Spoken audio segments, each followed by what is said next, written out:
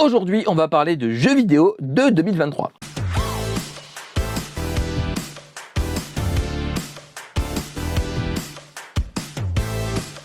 Graouh les gens, vous allez bien, c'est les gauchis et les gauchis. Voilà. Et du coup, on se retrouve aujourd'hui pour parler de mon top 5 de mes jeux vidéo préférés de 2023. Alors, petit warning disclaimer du début, c'est mon top à moi subjectif. Hein, c'est mon top, voilà, on ne sera pas forcément d'accord, j'en suis conscient, voilà. Déjà on va commencer tout de suite, dedans il n'y a pas Zelda, il n'y a pas Baldur's Gate 3. Parce que le premier, j'aime pas Zelda, et Baldur's Gate 3, c'est pas que je n'aime pas, c'est que je n'y ai pas encore joué. Du coup forcément il n'est pas dans le top. J'y jouerai quand je l'achèterai, hein, forcément, mais du coup il peut pas être dans mon top de 2023 vu que je ne l'ai pas encore acheté et pas encore joué. Voilà, donc on commence par ça, et du coup évidemment restez courtois en commentaire, voilà, voilà, c'est tout, voilà. Donc vous restez courtois en commentaire, moi ça me va. Alors on commence tout de suite avec le numéro 5 avec 5 doigts. Il s'agit de Wild Hearts. Oui, Wild Hearts, c'est dans mon top 5. Je sais qu'il n'a pas marché du tout, mais moi je l'adore ce jeu. Du coup, c'est développé par Omega Force et Koei Tecmo. C'est édité par Electronic Arts. C'est sorti le 17 février 2023. Il s'agit d'un action RPG de type Monster Hunter-like. Et du coup, on chasse des monstres. Des kémonos, pour être précis, et du coup ça se passe dans une ville japonaise, et en fait il y a les kémonos qui vivent autour, et il y a une histoire par rapport à une légende autour du village, et je vais pas trop vous en dire, voilà, parce que je trouve que l'histoire est vraiment très très cool, donc c'est à découvrir. Alors pourquoi j'aime Wild Hearts? Parce que pour moi c'est Monster Hunter mais en mieux. Ah, je vous avais dit que vous n'allez pas être d'accord avec moi. Donc, Wild Hearts, pour moi, c'est un excellent jeu. Le gameplay est trop cool. Hein. Le fait de pouvoir invoquer des kalakulis, donc des sortes d'armes, de pièges et tout pour vous aider, c'est vachement cool. Et je trouve que le gameplay est très agréable à prendre en main, très dynamique. Ça se prend très vite en main. Il y a certaines armes où il faut vraiment attendre d'adaptation. Mais en vrai, une fois qu'on les a en main, c'est vraiment très cool et c'est très très bien à jouer. Alors, je ne l'ai pas terminé. J'en suis à un peu plus de la moitié, mais l'assistant l'a fini et il a adoré. Mais je me permets de le mettre dans le top quand même, parce que je l'adore. Et de toute manière, du coup, l'assistant il joue juste à côté de moi, donc j'ai vu la fin du jeu. Je m'en fous de me faire spoiler des jeux par l'assistant, du moment que je ne me suis pas spoiler par les autres. Voilà. Mais du coup voilà, donc c'est un excellent jeu avec une excellente bande son. Les musiques sont trop cool, vraiment trop cool. Et du coup, pour moi, c'est un des meilleurs jeux de l'année. Et je suis extrêmement déçu qu'il n'a pas marché. Parce qu'en vrai, il aurait mérité vraiment beaucoup plus d'attention de la part des joueurs. Il est sorti sur PS5, Xbox Series et PC. Il est sorti sur PS4 aussi, je crois. Attendez, je vérifie mes notes. Il est sorti...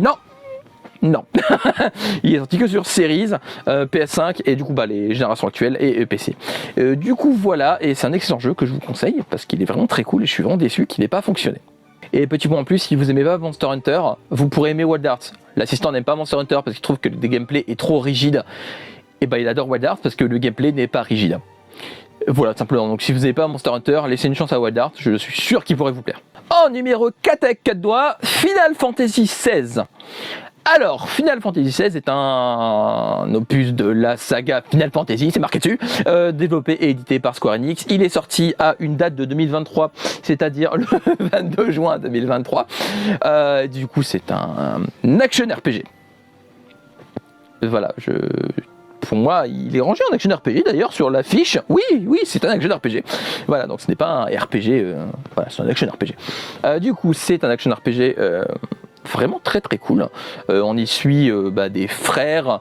C'est dur de vous en parler de FF16 sans vous spoiler, parce qu'en vrai, à part la base que je peux vous dire, où c'est des frères dont un qui est l'émissaire de Phoenix et l'autre qui doit le protéger, je dois m'arrêter là parce qu'après c'est du spoil. En vrai, du coup, voilà, au pire regardez les bandes annonces du jeu. Parce que les bandes annonces en disent déjà beaucoup, je trouve. Mais du coup, voilà. Donc FF16, pour moi, c'est un excellent jeu. Alors, les quêtes annexes sont pas toujours très intéressantes. c'est beaucoup de FedEx. Ceux qui savent pas ce que veut dire FedEx, c'est en gros tu vas à un point A, tu parles à quelqu'un, tu vas à un point B, tu récupères un truc et tu reviens au point A, ou tu vas tuer un monstre et tu reviens au point A. Les quêtes annexes, c'est tout le temps ça. C'est pas les plus intéressantes du monde. Voilà, c'est pour ça que j'hésitais entre le mettre entre la 3e et la 4e place.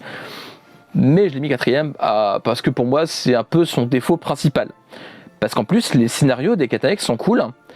Souvent, pas tout le temps, mais le côté FedEx, des fois c'est un peu redondant. Voilà. Mais en vrai, c'est un excellent jeu. Le scénario est très très cool. Les musiques sont incroyables. Alors les musiques par exemple sont vraiment trop cool. J'ai vraiment beaucoup aimé. C'est pas mon FF préféré, mais il est au moins dans mon top 6, on va dire. Voilà, FF9, FF10, 1, 2, 3 de toute manière. Mais du coup voilà, donc c'est un excellent jeu et je vous conseille vraiment, que vous soyez fan de FF ou pas, ça peut être une excellente porte d'entrée à la franchise, en sachant que de toute manière, à part le 15 qui s'en rapproche, les autres sont extrêmement différents. Voilà, le 15 et le 16 se rapprochent en termes de gameplay, même si le 16 est quand même plus action que le 15, mais c'est une licence qui a évolué avec son temps et du coup qui n'a plus rien à voir avec ce qu'elle était au départ, ce qui ne me dérange absolument pas. Une licence, ça peut évoluer avec son temps sans être nul. Parce que le nombre de gens qui n'ont pas voulu y jouer parce que c'est pas du tour par tour, c'est dommage. Vous ratez un très bon jeu, peut-être pas excellent non plus, mais un très bon jeu quand même. En numéro 3 avec 3 doigts, Hogwarts Legacy, l'héritage de Poudlard. Alors c'est un jeu édité par Warner Bros et développé par Avalanche Software, c'est ça? C'est ça. Alors les dates de sortie par contre, parce que c'est un bordel. Il est sorti sur PC, PS5 et Xbox Series X le 10 février. Il est sorti sur PS4 et Xbox One le 5 mai. Il est sorti sur Switch le 14 novembre. Dans une version PS2. Du coup, je rigole. La Switch, elle fait ce qu'elle peut. Elle s'en sort pas trop mal par rapport à d'autres portages. Voilà, je tenais à vous le dire. C'est pas une catastrophe non plus sur Switch. Donc voilà, donc c'est un jeu action RPG qui se passe dans le monde d'Harry Potter. Ça me paraît logique. Alors, c'est un jeu qui, moi, me plaît énormément à cause du fait que ce soit juste Harry Potter. Voilà, déjà, de 1. Donc c'est une préquelle à Harry Potter, ça se passe bien des années d'avant que l'autre avec celui d'Atiné là. Et l'histoire est vraiment très cool, on incarne un élève qui arrive directement en 5e année et il peut utiliser une magie ancienne, ancestrale, très mystique et mystérieuse. Et du coup, il y a des mystères autour de Poudlard, autour de plein de trucs. Voilà, je vous laisse découvrir. Mais en vrai, on peut se balader dans Poudlard. Pour moi, c'est le meilleur adjectif, le meilleur, le meilleur... qualité, voilà, je vais arriver. La meilleure qualité du jeu. En vrai, je sais que le jeu en lui-même, en termes de gameplay, de monde ouvert, il révolutionne rien du tout. C'est un jeu monde ouvert des plus classiques. Mais je l'adore, parce que c'est Harry Potter et que c'est un univers que j'aime énormément. C'est peut-être pas super objectif du coup. Je sais que les gens qui n'aiment pas Harry Potter n'ont pas aimé le jeu, mais on va pas se le cacher, c'est un jeu qui parle avant tout et a été fait avant tout pour les fans d'Harry Potter avant d'être fait pour les fans de action RPG. Donc clairement, je pense que si vous n'êtes pas fan de l'univers d'Harry Potter, vous n'allez pas accrocher tant que ça à Hogwarts Legacy. Mais si vous êtes fan, tout comme moi et l'assistant, vous allez adorer la salle commune des Poufsouffles, qui est la meilleure maison de Poudlard. Du coup voilà, c'est un excellent jeu. Voilà, je le redis, moi j'aime beaucoup Hogwarts Legacy. Et pour moi, c'est clairement mon 3e préféré de l'année. Et c'est, je pense, le jeu préféré de l'assistant cette année, si je dis pas de bêtises, avec Wild Arts. Je vous dirai son top vite fait à la fin, comme ça. Alors, pour les 2 premiers de mon top, je dois vous avouer que quand j'ai fait mon top, j'ai pas arrêté de les intervertir. Si je pourrais, je les mettrais premiers ex aequo, mais j'ai quand même voulu faire un choix. Parce que vraiment, les 2 premiers de mon top, je les ai surkiffés autant l'un que l'autre. Déjà parce qu'ils sont très différents, vous allez voir. Mais l'assistant le sait. Pour moi, les deux premiers du top 1, c'était une horreur à classer. Je ne savais pas quoi mettre en premier, j'ai fait que ça tout le temps, et j'ai quand même fait un choix. Le deuxième, avec 2 doigts, il s'agit de Lies of P. Alors, Lies of P, j'ai oublié par qui c'est développé. C'est développé par Round 8 Studio et édité par NeoWiz. C'est un jeu sorti le 19 septembre 2023 sur Xbox One, Xbox Series, PS4, PS5 et PC et Mac, je crois. PC et Mac. Alors, c'est un jeu, c'est un RPG, voilà, de type Souls-like. Voilà, donc de type crise de nerfs. Voilà, donc c'est une réécriture très sombre et steampunk du conte de Pinocchio. Parce que Lies of P, le P c'est pour Pinocchio. Voilà. Alors c'est tout simplement, on joue un pantin qui s'appelle P. Voilà, parce qu'on ne dit jamais son nom entier dans le jeu. Et du coup, il se réveille dans un train, réveillé par un papillon bleu, dans un monde où les marionnettes ont anéanti quasiment toute l'humanité, parce qu'elles ont perdu le contrôle, et du coup, on essaye de retrouver notre créateur appelé Geppetto, pour qu'il nous aide à résoudre tout ce bordel, tout simplement. Et c'est un jeu vraiment qui m'a passionné. Vraiment, c'est un jeu, c'est mon Souls-like préféré avec Bloodborne. Et ils sont ex-aequo. Vraiment, alors là, ils sont ex-aequo de ouf. Parce que, en termes de gameplay, c'est très dur, mais jamais frustrant. Pour moi, il y a une vraie courbe de progression dedans qui fait que c'est jamais... tu sens que quand t'es mort, c'est de ta faute. Il n'y a vraiment aucun moment où je me suis dit le jeu est mal foutu, parce que je trouve que le jeu est très bien foutu en termes de pattern des ennemis, en termes de placement des ennemis. Je vous vois venir, j'ai fini le jeu avant que la difficulté baisse, parce qu'il y a eu des mages où la difficulté a baissé. Je sais pas ce que ça vaut maintenant, mais en tout cas, moi, je l'ai fini quand c'était encore la giga merde. Du coup, voilà. Et en vrai, même si ça a baissé un peu, c'est pas la mort. Il reste complètement difficile. Hein. Je veux dire, c'est un Souls-like. Hein. Il va pas passer de Souls-like à Cooking Mama. Mais du coup, voilà.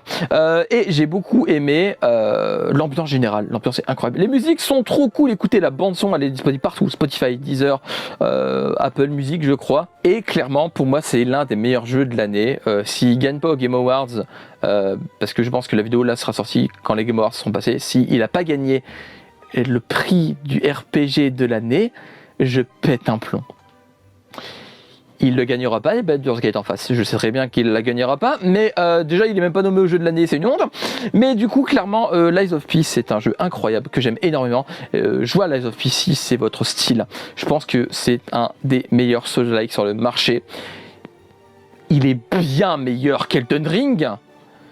Là, c'est le moment où je me refais pas des copains. J'ai détesté Elden Ring. Et j'adore tous les Souls. Hein. Dark Souls, Demon's Souls, Dark Souls 1, 2, 3, Bloodborne. Donc les 4 là, je les adore. J'ai pas aimé Sekiro non plus. J'ai pas aimé Elden Ring. Mais clairement, Lies of P est pour moi un des meilleurs Souls-like sur le marché. Et ça essaye absolument.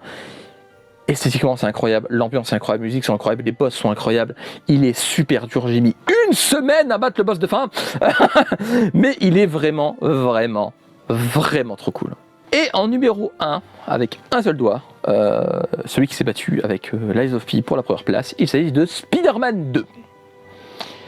Alors, un peu comme Hogwarts Legacy, je ne suis pas super objectif. Parce que Spider-Man, c'est ma giga life. Voilà. Donc c'est un jeu développé par Insomniac Games et édité par Sony, je crois, juste Sony. Oui, c'est ça. Sony Interactive Entertainment. Il est sorti le 20 octobre 2023 et je l'ai poussé dans tous les sens. Il est incroyable. Donc c'est la suite de Miles Morales, qui est lui-même la suite de Spider-Man. Du coup, d'Insomniac toujours. Et du coup, on reprend exactement là où l'histoire s'était arrêtée avec Miles et Peter. Je vous laisse découvrir. Je ne vais pas trop vous en dire si vous n'avez pas fait les premiers parce que ça spoil du coup voilà. Et c'est un jeu incroyable. Alors, pareil, il révolutionne que dalle. Et je m'en tamponne, mais d'une force. J'ai adoré ce jeu. L'histoire est trop cool. Le gameplay est incroyable. Alors, il a quelques petits bugs, surtout quand c'est l'assistant qui joue, je sais pas comment il fait, mais du coup voilà, c'est un jeu que j'aime énormément, c'est un jeu que je pourrais y rejouer encore et encore. D'ailleurs, quand le New Game Plus l'année prochaine sera dispo, je le referai. Voilà. Et c'est un jeu que, si vous êtes fan de Spider-Man, pour moi c'est un must-have. Voilà, clairement c'est un must-have, c'est un must-play. C'est un jeu vraiment, vraiment trop cool. Je ne l'ai pas précisé, mais c'est une exclu PS5, pas PS4 du tout, voilà, que PS5 pour l'instant. Il sortira sans aucun doute sur PC, parce que les jeux PlayStation arrivent un peu plus tard sur PC, on a l'habitude. Maintenant, ce qui est une bonne chose. Voilà, j'ai beau être un giga fan de PlayStation, je ne suis pas du genre à être un giga fan hardcore qui dit que les joueurs PC n'ont pas le droit de jouer aux jeux PlayStation. Ils ont le droit, clairement, et c'est une bonne chose que des joueurs sur un autre support puissent découvrir des jeux exclus PlayStation, même si c'est plus tard. Voilà, c'est tout. Je m'arrête là-dessus parce que je vais pas développer pendant 3 heures, mais du coup voilà. Et du coup, on va passer au top de l'assistant, il va faire un top 3. Alors en numéro 3, il m'a dit Like a Dragon Ishin. Voilà, que j'ai pas touché une seconde. J'ai fait tout Yakuza, sauf le dernier parce qu'il est en démat et que j'ai pas envie de l'acheter en démat pour l'instant parce que j'attends de voir s'il a une boîte un jour. Parce qu'au Japon il a une, c'est dégueulasse. Du coup, en troisième, il y a que Dragon Ishin qu'il a adoré parce que c'est des samouraïs, parce que Japon traditionnel, parce qu'il adore, parce que Bakamitai, parce que il m'a dit, enfin je le voyais jouer et ça a l'air vraiment incroyable. Voilà, clairement il est dans ma liste des jeux à faire prochainement et j'ai très envie de le faire, et en plus ça parle du Shinsengumi. Rien que ça, c'est pour moi du pré-Shinsengumi, enfin voilà, c'est l'époque du Shinsengumi. Et voilà, et pour moi c'est une époque que j'aime beaucoup aussi, et du coup j'ai hâte de le faire, et il a adoré. En deuxième, il a mis Wild Hearts. Je vais pas reparler du jeu parce qu'on a à peu près le même avis dessus, mais du coup voilà, donc lui il l'a fini et il a adoré. Du coup voilà, donc Wild Hearts en deuxième, et en premier, je vais pas déblatérer non plus pendant 3 heures parce que j'en ai parlé il y a 2 secondes. Hogwarts Legacy. Voilà, son jeu préféré cette année c'est Hogwarts Legacy, parce que comme moi, il est giga fan d'Harry Potter et tu peux capturer des nifleurs. C'est tout. Voilà. Alors, Hogwarts Legacy avec l'assistant, c'est Animal Crossing. Voilà. Il capture des nifleurs, il fait son petit repère tranquillou, il met des petits objets, des petits cas, des petits arbres, et du coup, il fait un nid à nifleurs. Voilà, c'est tout. C'est l'assistant qui joue au Hogwarts Legacy, ça se transforme en Animal Crossing. Le Master of Niffler. Voilà, c'est The Master of Niffler, comme il dit, et c'est son surnom. Voilà, je vais vous faire plaisir à l'assistant, envoyez-lui des nifleurs. Voilà. Et voilà, c'est la fin de cette vidéo, j'espère qu'elle vous aura plu. N'hésitez pas à me donner votre top 3, top 5 de vos jeux vidéo préférés de 2023. Je dis bien sortis en 2023, pas que vous ayez joué en 2023. Sinon mon top aurait été peut-être différent, et l'assistant aussi. Voilà, donc c'est bien des jeux sortis en 2023. Voilà. Du coup, dites-moi ça en commentaire. N'hésitez pas comme d'habitude à liker, à partager, à vous abonner, à activer la cloche, à me suivre sur mes différents réseaux Instagram, TikTok, Facebook, Discord, tout le temps dans barre d'infos, nous expliquer tout en dessous. Et comme d'habitude, regardez des animés, lisez des mangas, jouez à des jeux vidéo. Ouais, c'est pas dans le bon ordre, hein, je m'en fous. Mangez des pommes. On se retrouve bientôt pour une nouvelle vidéo. D'ici là, portez-vous bien, prenez soin de vous. Je vous fais des graou les gens.